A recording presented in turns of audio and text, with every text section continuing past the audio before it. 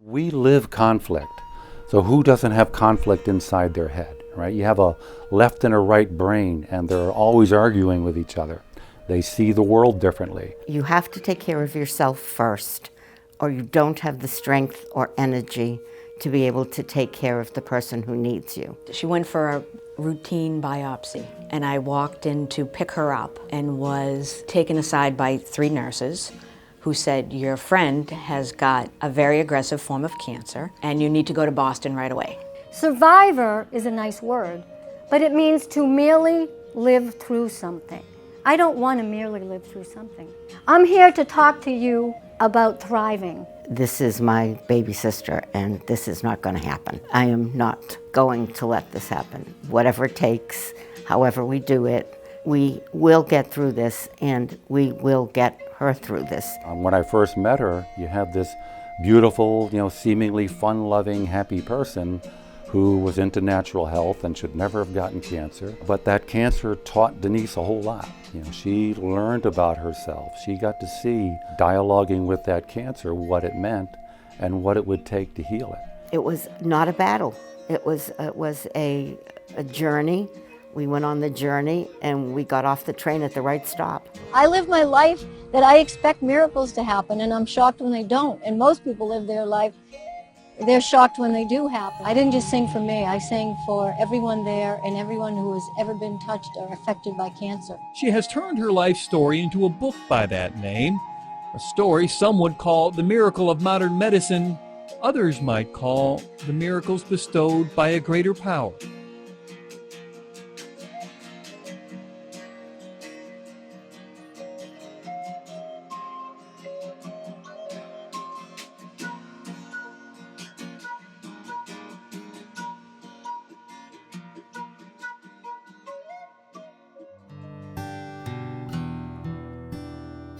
August 6, 2005 was no ordinary day. When my alarm clock clicked on at 4 o'clock that morning, I was thrilled to begin that day at such an early hour. I had been training for over 7 months to ride my bicycle close to 90 miles, raising money to help find a cure for childhood cancer. Little did I know what I was about to do would actually save my life. I reached the finish line only to find out a few days later that I may have only 90 days to live. My spinning wheels, they came to an abrupt halt by a diagnosis of stage 4 throat and neck cancer. This is not the story of how sick I got.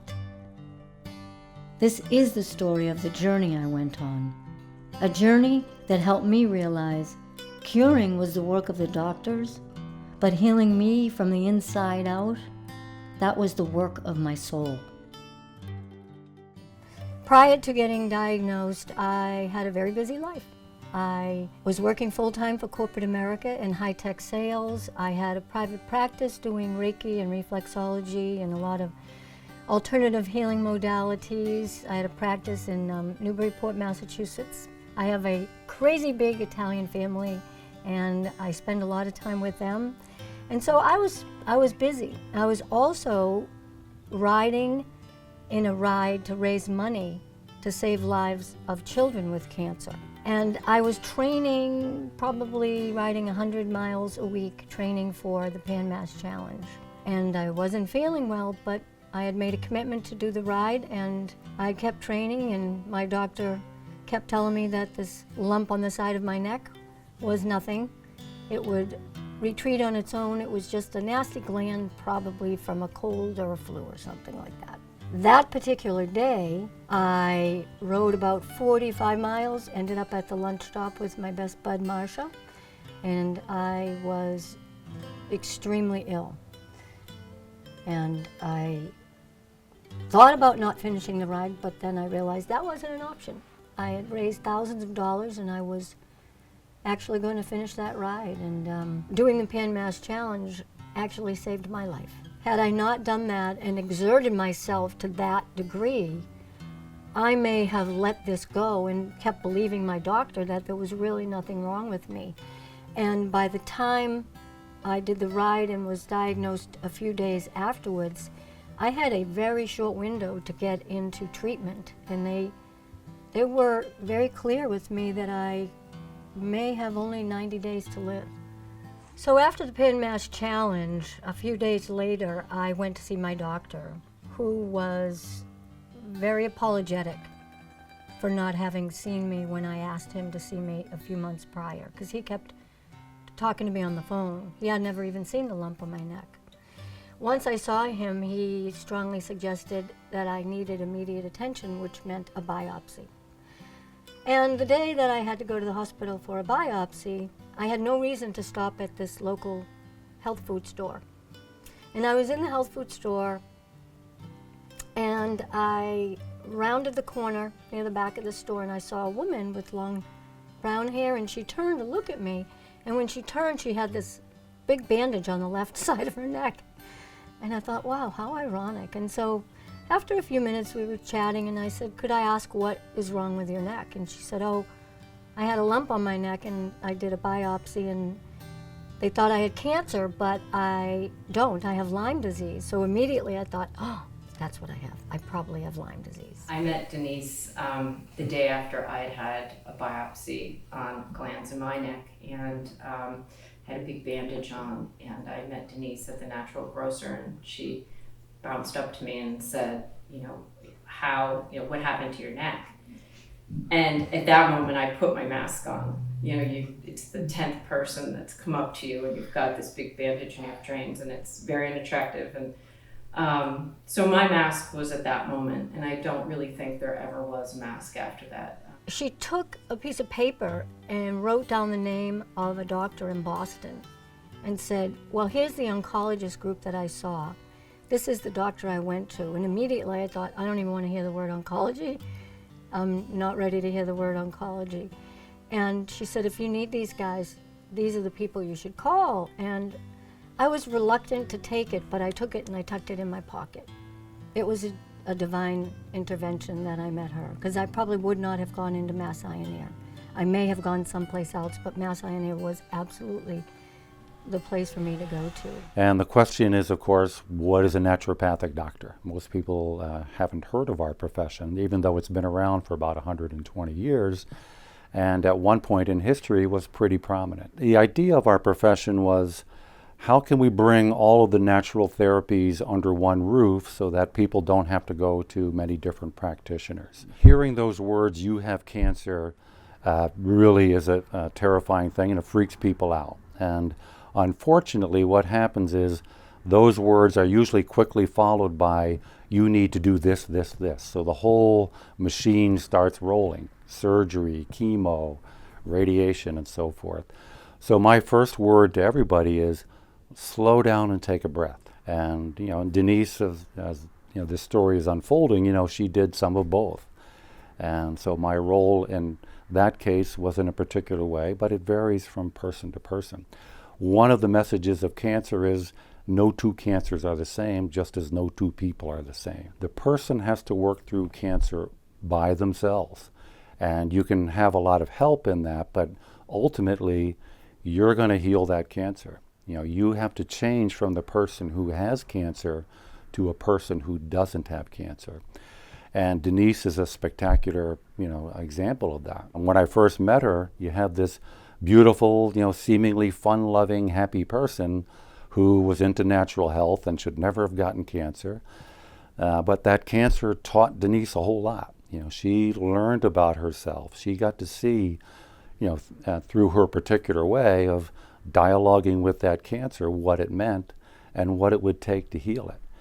And then I was a consultant for her, and I did therapies for her. I answered questions, but I wasn't guiding the process.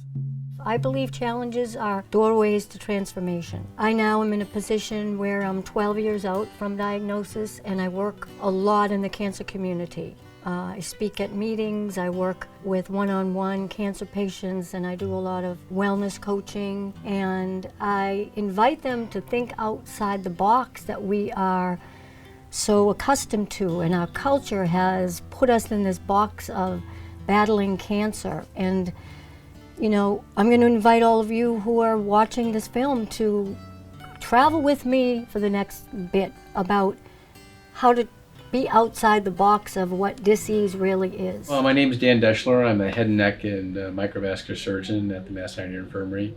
I was the former director of the division here, and then I'm now the vice chair for academic affairs for our department. One thing that I do with patients is when they start radiation therapy, which is a 6-week process in which I'm not all that involved, I have them see me midway through the treatment. And when they see me through the treatment, one of the things that I often say is, "You look beat up." Because they are.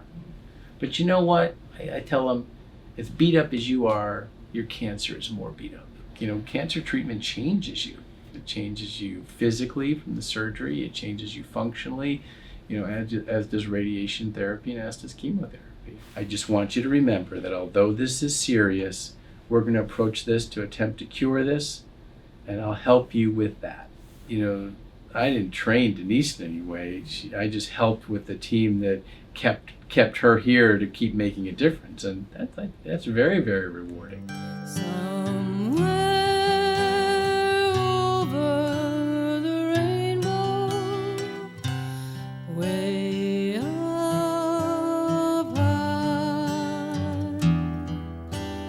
there's a land that I've heard of once in a lullaby.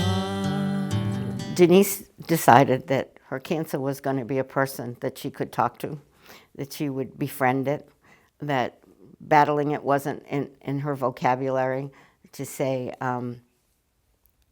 you know, people always talked about it as battling the disease. She felt it was there for a reason, that she was going to find the reason, and she was going to go forward with it. And I did not have any objections to her doing that. I think anytime you have a more positive approach to whatever is happening, it's a better approach to take. She said, "Okay, pain in the neck pin, what are you doing this to me for? What is it I need to do? Let's get through this." And she got through it without fighting it. She got through it because she did do what she was required to do. She did it with an open mind, and she did it with a very positive attitude. And I think that is an important, very important part of her coming through it the way she did. It was not a battle. It was a journey. We went on the journey, and we got off the train at the right stop. She took it on herself, as opposed to listening to how the rest of the world would do it. And you're right. It's a matter of befriending it as opposed to battling it. And personally, I think that it was the only way that she made it through it. Cancer didn't care how busy I was. All of a sudden, life comes to this screeching halt. And life as we knew it will never, ever, ever be the same. Survivor is a nice word, but it means to merely live through something. I don't want to merely live through something. I'm here to talk to you about thriving. We've all survived many things in our lives, haven't we? We've all survived our childhood. I survived being raised by Italians. Now that's something to survive. Well, what it means to thrive is to flourish, to bloom, to blossom, to prosper. Now, isn't that better than just merely staying alive? I think it is. So if you break down the word thrive, T stands for tenacity, tenacious. No matter what the pain, we stayed the course. H stands for health, to be healthy. It was a wake-up call. Cancer is a wake-up call that our bodies are asking us, our bodies, our mind, our spirit, our physical being, our mental and emotional. They asked us, wake up, pay attention, be responsible, which means the ability to respond. Please take better care of me. Maybe it's eating better, maybe it's getting out and doing some exercise. I don't know what it means for you. And I know for me, when I was dealing with this, I knew that more of me, with the billions of cells we have in our body, I knew more cells in my billion-cell body were way more healthy than the ones that were compromised. The R is for resilient, which means to go back to the regular form. And through my faith, that's what I did. You see, I believe that we have to be faithful, more than hopeful. I believe we have to be fierce in our faith for what we want, as opposed to being fierce in the fight against that which we don't want. When we're fierce in the fight for what we don't want, we just keep pushing against and pushing against and pushing against. And the I stands for important. You know, sometimes it's not so easy to realize how important we are. Your families now know how important you are. You know how important you are, and they are. But we're brought up to think it's egotistical or it's conceited if we're boastful about how important we are. We are important. Every single person on the planet has a unique and personal talent. Why do you think no one has your fingerprints? No one else has your fingerprints. No one else has your fingerprints. 7 billion people on the planet. Do you think we're unique and important? Yes, I do. V stands for victory. Victorious. You know, people think Nike. They think Nike is just an athletic brand. No, Nike is the goddess of victory. That's what we want to be. We want to be gods and goddesses of victory. We want to feel that victory and that victorious energy within us. Because why? Because the E stands for exceptional. You know, we're all of this and more. And the way I chose to thrive and the way I choose to thrive every day. Now I'm going to ask you to open your minds and hearts. Just kind of ride with me here. I did not battle. My journey began 10 years ago, and I knew right from the start, Denise, this is not a battle. Do not battle. What little energy I had, I wasn't using it to fight with cancer. I was not buying into, and I know this flies in the face of the shared reality these days, that the metaphor that is this whole battle thing attached to this cancer thing. What gets me crazy when I hear the media talking about so-and-so lost their battle. No, come on. They're not losers. They died, and they happened to have cancer. Walk with me, talk with me, hold the hand of God with me, feel the power we share when we are one. Walk with me, talk with me, walk with me, talk with me. I look into your eyes. To me, disease is the disruption and the distortion from what we were born into. The ease and grace of life. Life isn't supposed to be so hard. Life isn't a battle. And I believe that if we take a different approach, this was my story. I went outside the box. I looked at how disease is referred to, and it's the only disease, if you will. Cancer is the only disease referred to as a battle. And so I paused. And I invite my clients to just pause and think about, this is a divine inspiration. It's a divine invitation. It's a time when you have to. You know, I always say curing is the work of the doctors. Healing from the inside out is the work of a patient's soul. Healing me from the inside out was the work of my soul. After a few weeks of radiation, I was ready to go see this woman named Chun. So we went off one day and we went to see Chun, and we went into a place in Arlington and walked in, and there was a sweet little woman from Korea who really didn't speak much English, and she had me go with her in the back into a room where there was a floor they imported from Korea with healing properties in it. It was very squishy, and she motioned for me to lay down on the floor, which I did. And she sat next to me and put a round piece of wood under my neck for support, and she sat next to me yogi style. And I looked at her, she looked at me, and she started tapping on my chest. my heart center. And all she said was, be in body, 3 words in her beautiful little accent. Be in body. Chun kept tapping and said, be in body, and this went on for like 15 minutes, and I'm, very aware that I'm in my body, and she wants me to be more in my body. So I got up and we left, and my friend and I went out front, and my friend paid her $300, and I was totally shocked. And we went outside, and I said, oh, thank you, but, I don't think we need to do that again. So I went home, and within an hour, maybe an hour and a half, something came over me, and I started to feel emotion like I hadn't felt since maybe my mom died.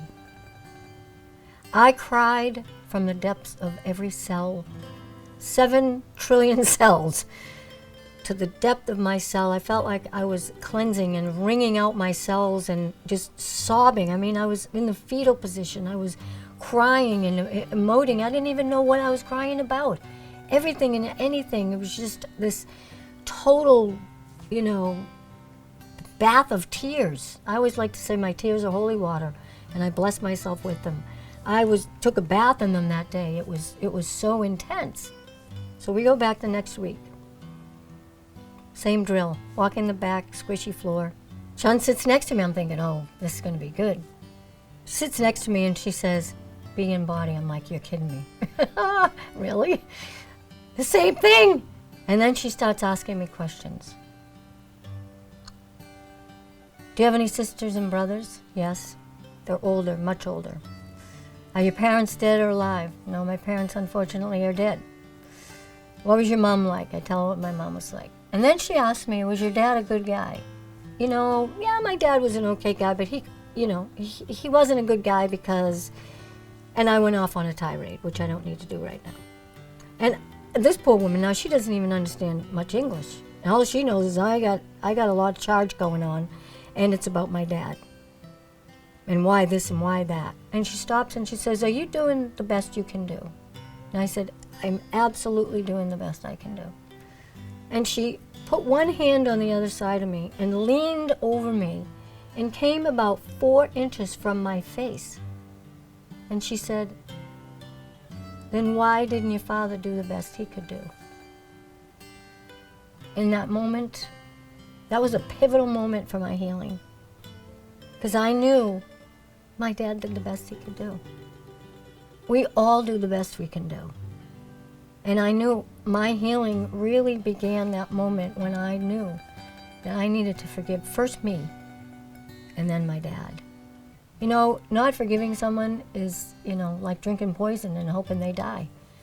It's a poisonous energy within us. I had to forgive, to give for something else. To forgive myself for everything and anything. So for anyone dealing with a disease, underneath the self-love, underneath all of this healing has to be the element of forgiveness. And from that moment on, I had a whole different relationship with my dad. I let go of so many things. When I say I undid a lot, I undid a lot. And everybody has the same option to undo, to forgive. I'm not saying you have to forget. That's a whole different thing. You don't have to forget. Someone harms us, we don't forget. Don't go back, don't hang with them. But forgive them, bless them. I blessed my dad, I forgave him. And I'm telling you, from that moment on, my healing went so deep.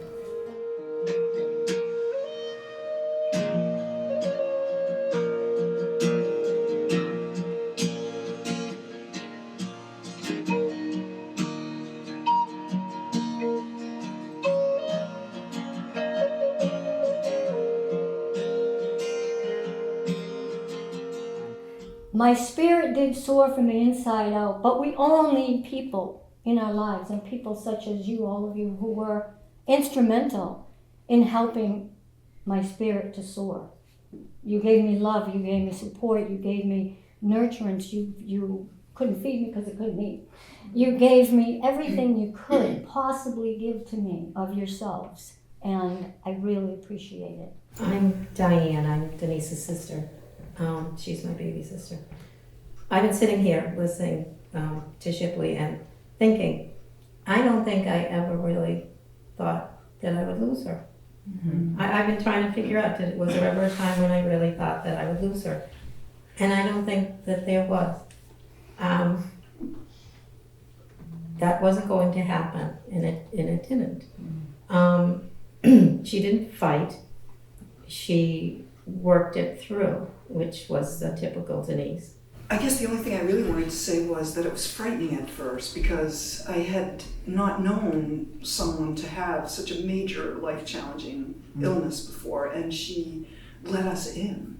And so I feel like when I went to see her, I tried to just be open to what she was giving, in a sense, because she allowed such intimacy around such challenge. As sick as she was, she always made it easy to be with her. So she embraced us, even though she was so sick. And you didn't leave there feeling depressed. You left there feeling uplifted, despite everything that she was going through. I never heard Denise say that she had stage 4 cancer until many, many months down the road after she had gotten through kind of the most dangerous phase. And I don't think she wanted to give it power, and she certainly didn't want to give it drama. I think we all knew how serious it was, obviously, and the treatments were rigorous and it was having a huge impact on her body. But spiritually and emotionally, she just wasn't giving it power to be this big stage 4 thing. And I remember when she finally told me, I was kind of taken aback and a little shocked. I just hadn't attached that level of stage 4-ness, to what she had, So I never felt like I was with a person who was at risk of dying. And I think that was relating to her spirit. Her spirit was fully alive, and it was always a reminder to be present in the living spirit, because that's what's real. From the moment I met Denise, she told me I was sent to meet her on the way to her biopsy. And of course, I didn't really put a lot of credence into that until I don't know how many years later, her book came out. I guess it was the day her book was published, and I was in the same grocery store in the same place, and she walked in and she yelled, "You're in the book!" and I'm like, "What book? What have I done?" I didn't think it was good, but I was not a spirit. I didn't believe that people were really meant to meet or to see each other, or to become a part of each other's lives. I still struggle with some of that belief, but in Denise's case, I have no doubt.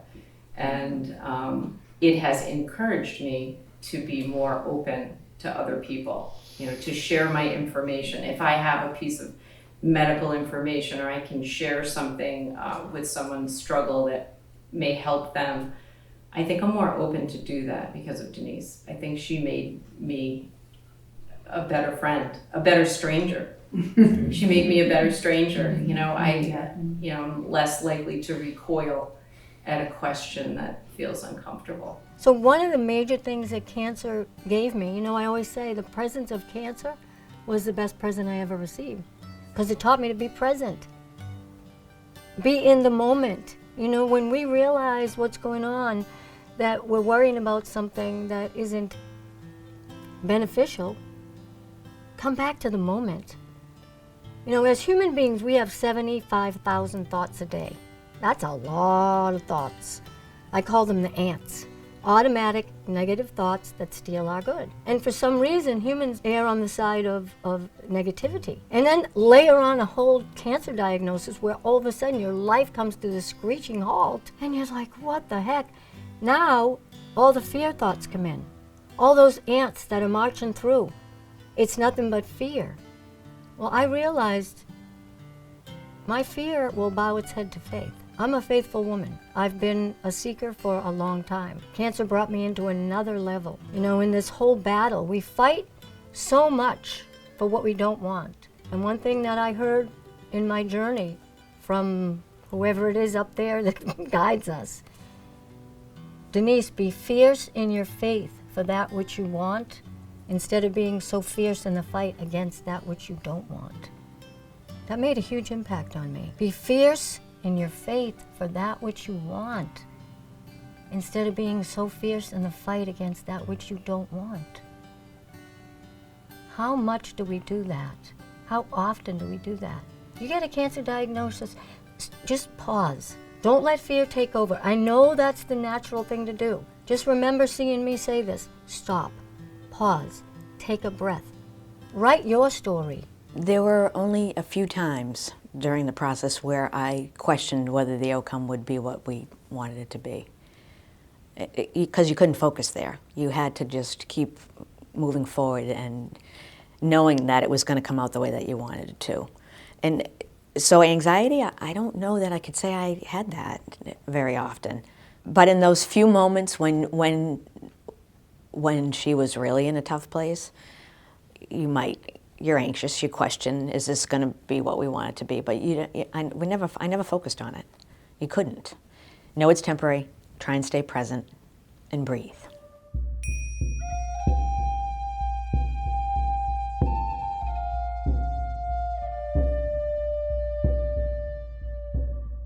Michael Douglas's announcement that he has stage 4 throat cancer was shocking to everyone, but the word to the Oscar winner is keep the faith. We spoke with a survivor of the same type of cancer who has an important message for Michael. I have some advice and just some love to share with him. A heartfelt message for cancer-stricken Michael Douglas from someone who knows exactly what he's going through. Denise DeSimone was diagnosed with stage 4 throat cancer in 2005.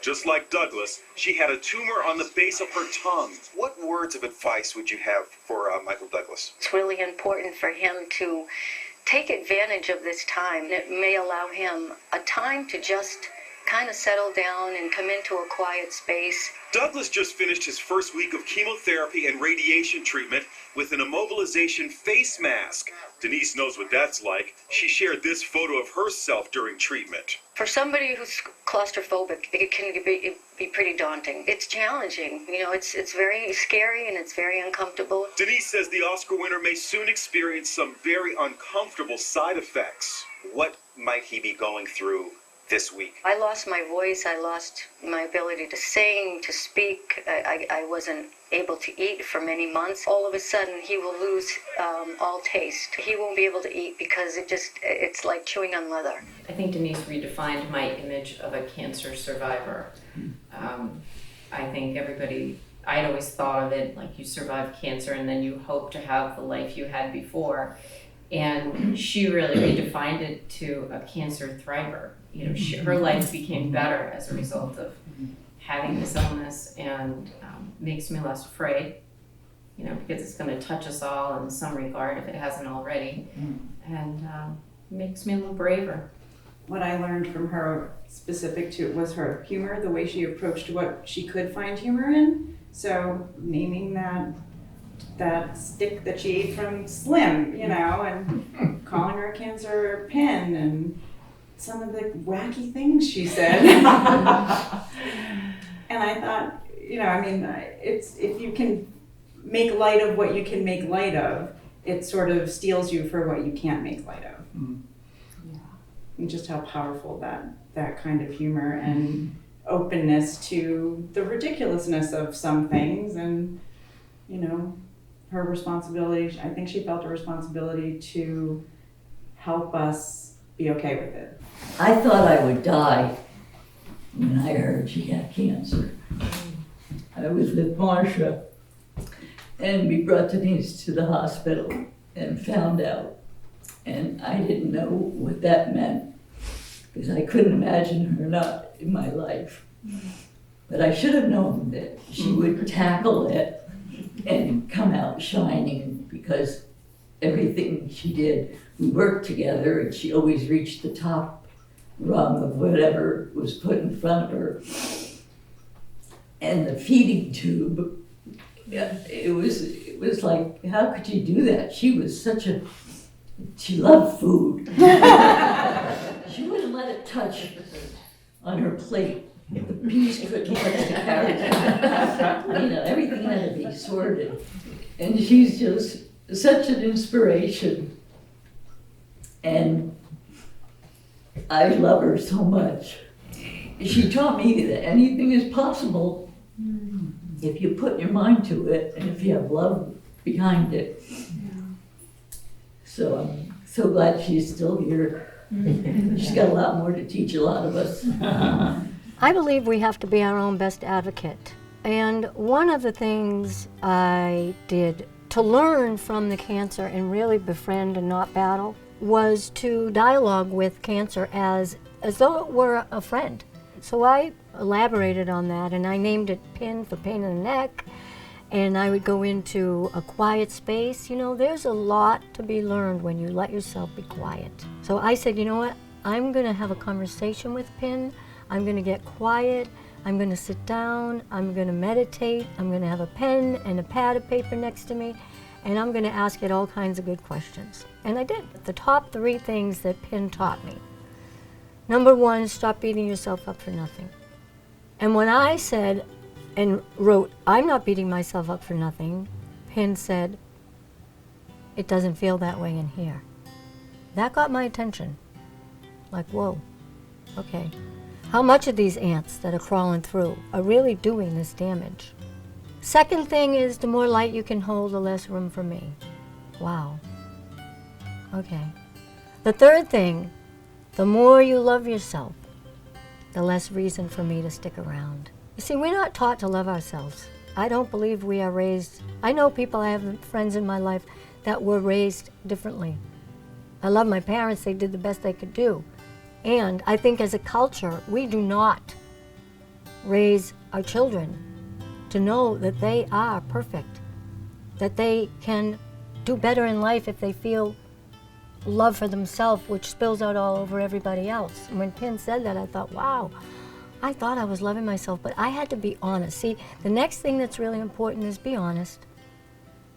If you are beating yourself up for nothing like I was, get to it. Sit down, think about it, pay attention to those. A thought can either be helpful or harmful. And I started to realize, because I had a lot of time to sit. I sat in my recliner for a long time. You know, I had a feeding tube, which meant that's how I was fed. I couldn't eat. I couldn't drink water. For a long time, many days, I couldn't even speak after noontime. Sounded like Elmer Fudd. So I had a lot of time to think about this stuff. And one of the things I thought about was, you know, you do beat yourself up, and you need to stop it. That's how you're going to heal. Now there's more light. Bring in more light. Then there'll be less room for PIN. What's that mean? Well, to me it meant that, you know, as we go through life, we do layer on these traumas from childhood and our parents and teachers and the schoolyard bully and maybe our siblings, who knows, you know? But there's a lot of things that can come in and damage us. And these traumas embed themselves in our physical and mental, emotional, and spiritual bodies. And so cancer to me was this, well, the more light you can hold. Well, you know what? If there's all these dense places vibrationally, again, in my body, I need to release them. I need to do something. I need to let them out. Well, how do you do it? So I've done enough work in the self-development area, and I knew I need to buy a wiffle ball bat. And my sister said, why do you want a wiffle ball bat? I said, it's my anger management tool. When I get, you know, I didn't just take a spiritual bypass and go, oh, I have cancer. I think I'll just jump over all this emotion and say, oh, fear, just, you know, I'm going to be more faithful and I'm just going to come over here. No, that's not normal. That's not human. That's not my message. What did I say? Challenges are doorways to transformation. You can't go through a doorway like a little mouse and sneak under it. You can't try and get over it. You got to go through the door, which means you got to feel all the stuff that you feel. I had to feel, dude, whoever this is that bestowed this gift of cancer on me, I'm too busy. I don't have time. Really? Like, sit down? Doctor's telling me I'm not going to eat? First of all, that's weird for anybody to hear, but when you tell that to an Italian whose life is food, are you nuts? Well, they were right. I didn't eat. And so this doorway to transformation and understanding that it means feeling the emotion, going through the anger, the sadness. So that wiffle ball bat became my best friend. When I felt that anger and felt that sadness and felt that frustration, I took out my wiffle ball bat and I would start to release. I would bang and bang and bang, and I would cry, and I'd end up on the floor, and then I'd end up laughing. And then all of a sudden, I felt lighter. And I knew what PIN meant. If we don't get into that level, people say to me, how did you do what you did? You know what I say? I didn't do much. I undid a lot. Healing comes in the undoing. Healing comes in the willingness and the commitment. You know, I always say, make a decision, commit, and execute. In the commitment and the execution of going into my soul, that's where healing takes place. And then the next thing, the more you love yourself, the less reason for me to be around. Whoa. That's chapter 7 in the book. Take a good look in the mirror. You know, Louise Hay, God rest her soul, who did such fabulous work in the community of self-awareness and development and healing, in particular with cancer. She used to say, go and look in the mirror and say, I love you. That's a hard thing to do. I started looking in the mirror, and I would maybe last 3 seconds, and I'd fall on the floor and cry. I started saying, I like you. That was okay. And then it got to a point where I could really look at myself in the mirror and say, I love you. Again, not in a conceited way or an egotistical way, but from a way that I knew that my healing was critically important to the level of love that I had for self. You know, when you have that, there's no room for anger. There's no room for battle. And I did all the work. You have to do the work. You got to do the work to get to that love of self. And it means partly going in the mirror and saying, I love you. And then it got to a point where I would put lipstick on and I kissed myself.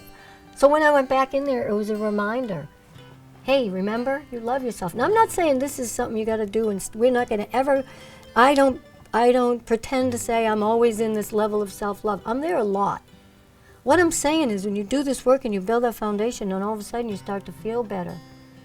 And you're doing things, you know, on every level to feel better. That foundation brings you to a point where when you go out and off track and those ants start marching in, you can come back to center more quickly. You can come back and say, oh yeah, is this thought helpful or harmful? And you have this tool now where you can, that you sharpen like a knife. You know, I'm a cook, I love to cook, I'm always sharpening my knives.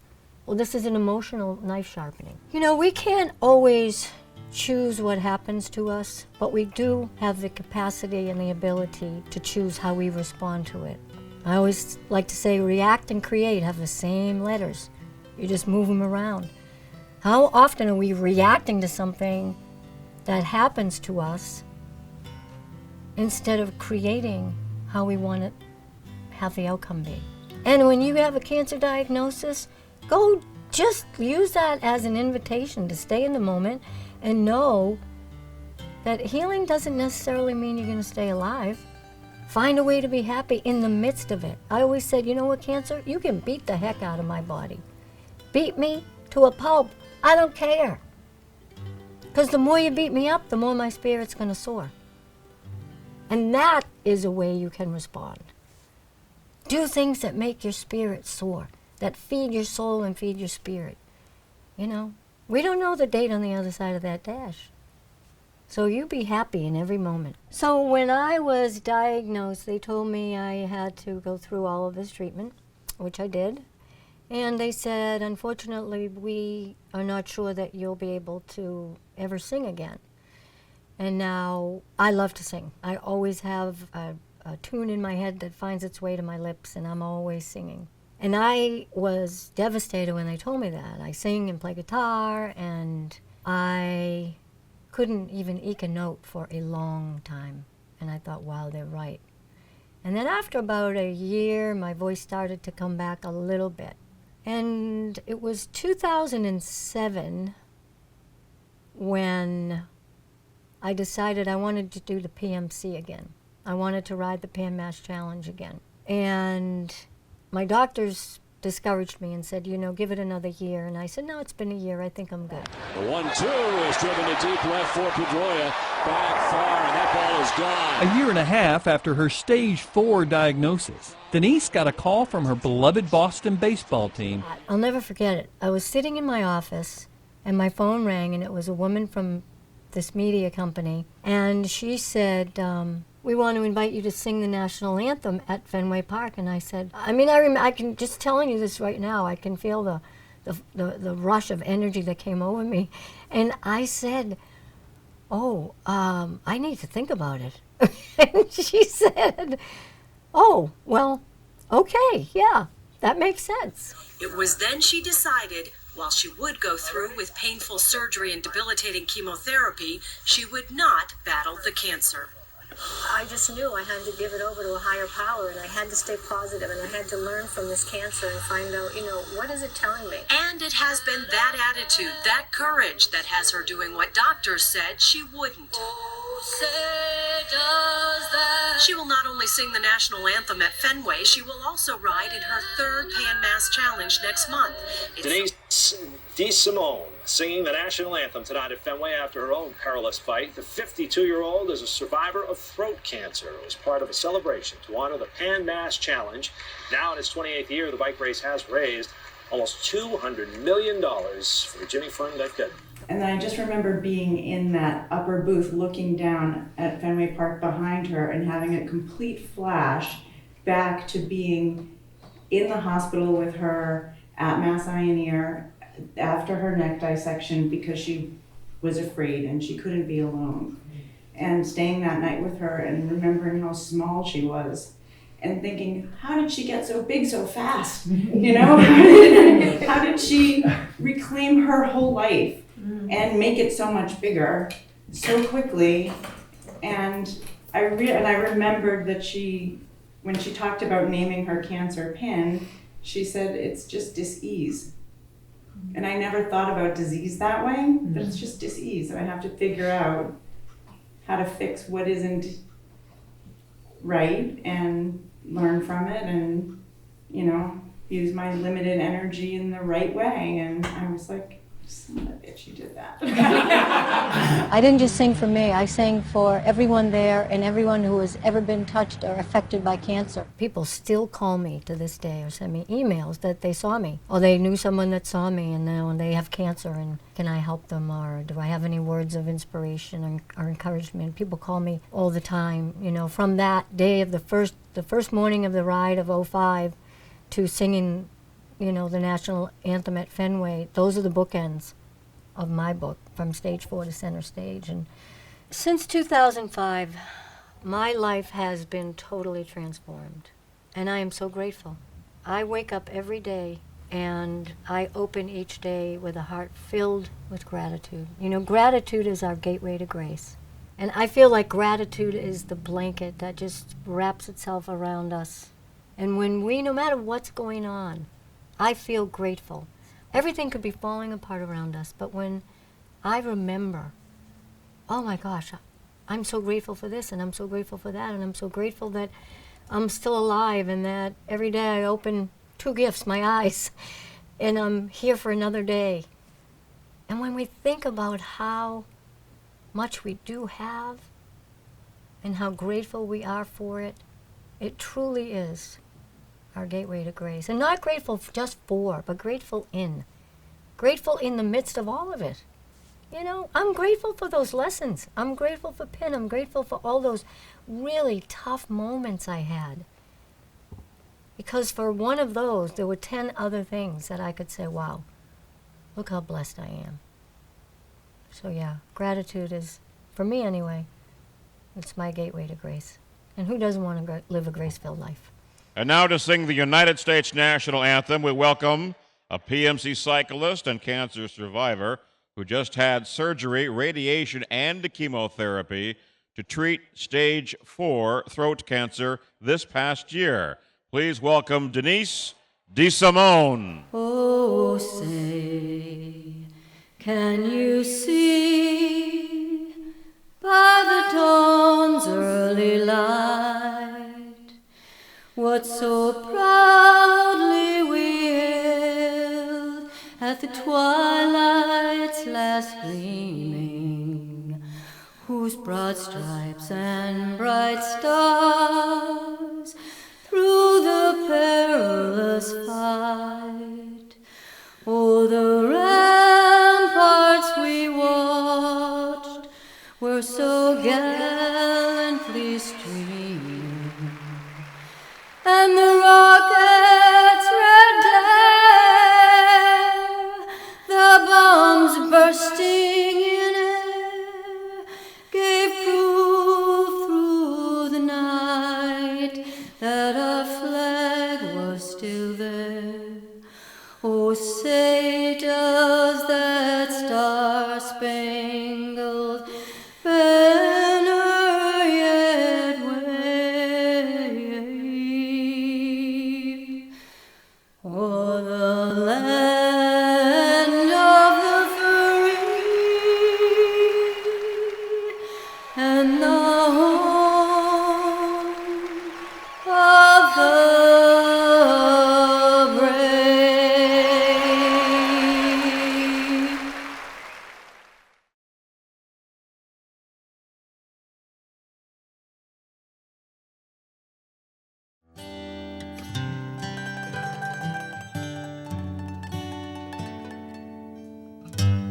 Somewhere over the rainbow, way up high, there's a land that I've heard of once in a love